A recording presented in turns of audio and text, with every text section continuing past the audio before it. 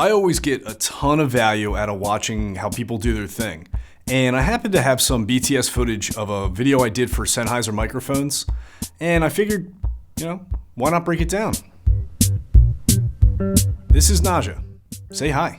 She's a great friend of mine and an absolute bomb singer who was actually on The Voice. We became good friends in high school, and this is a true fucking story. When I was sitting there in class, and out of nowhere, this girl I see faints. She passes out basically in my direction, and I swooped in and caught her in my arms, and before she could hit the ground, and then I carried her away to safety to an ambulance. That's how we became friends. Her and her husband Ish, say hi, they had a connection with a representative from Newman, which is a Sennheiser company.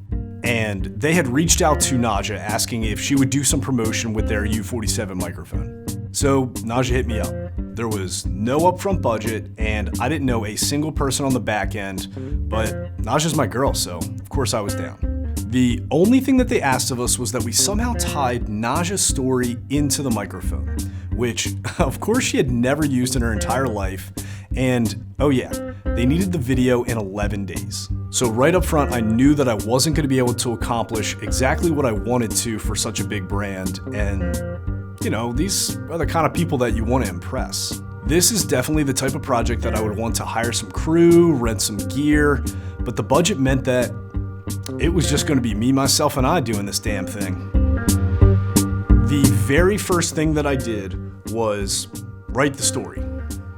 I know Nadjah about as well as you can know any subject, so I just needed to tie that into the microphone without sounding too salesy. And I'm pretty happy with how it turned out. Newman even quoted Nadjah, and the words were actually mine.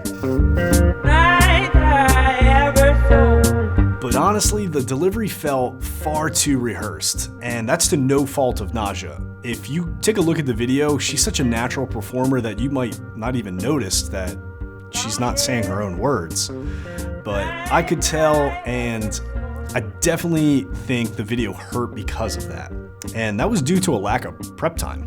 I didn't even send Nadjah the copy until the night before the shoot, and that's because of the quick turnover. What I preferably like to do for on-screen talking that goes any further than some question interview is write something far in advance, look at it again, rework it, then send it to the talent, have them put it into their own words, all before finally shooting. And when it finally comes time to shoot, I will only fall back on this written material if going off the cuff just doesn't work. I'll never have somebody just regurgitate some words that I wrote, there's no humanness in doing it that way.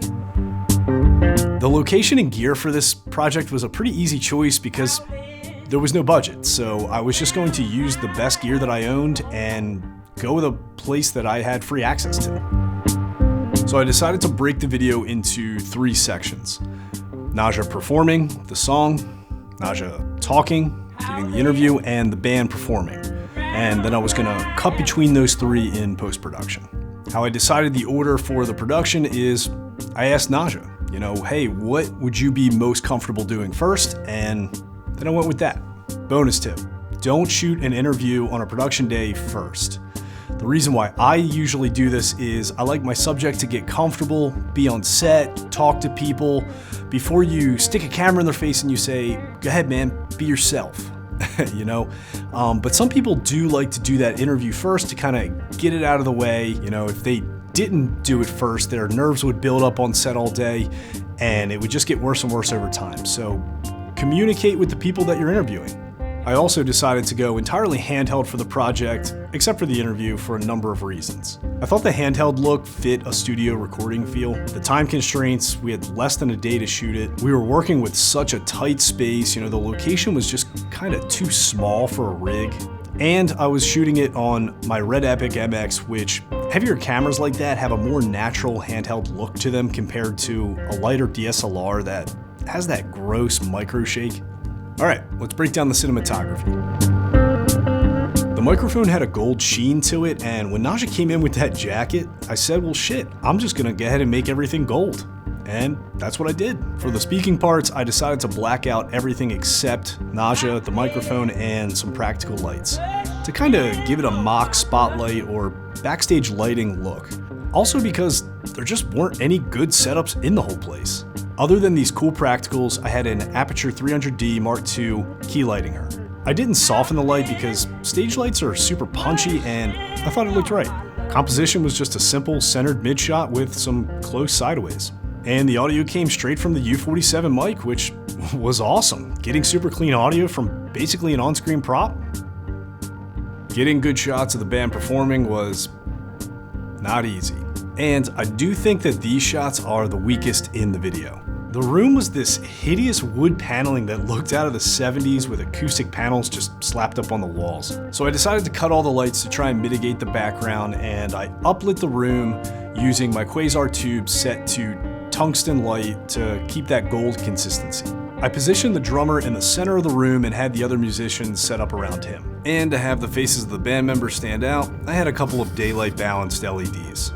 Again, I went entirely handheld except for one shot. I thought a smooth tracking in shot would look good here, so I used my slider. This one was my favorite shot going up the neck of the guitar, and it was a happy coincidence. Usually I go into a shoot with a handful or more shots that I say, okay, I'm going to get these, but with this one I just kind of winged it. Right when I saw that long rectangular glass opening in the vocal booth, I knew that I wanted to put a Quasar there for some back and rim lighting, as well as some ambience for that tiny dark box of a room. The shapes are complementary, and I feel like the powerful light gives Nadjah the look of a star. Which she is. I'm so happy with how well she played to the camera, and I feel like that interaction was the strongest piece of the entire video. Again, I went handheld and I used a 35mm because I wanted to get some of the background details even when I was really close up. I used this 35mm CP2 Zeiss Super Prime lens because it's the best wide prime lens that I own. Even though this part came at the end of the day and we're all exhausted, it was kinda great. 2 totally improvised takes where really good friends worked as hard as they could doing what they love the most. This was a hell of an awesome experience.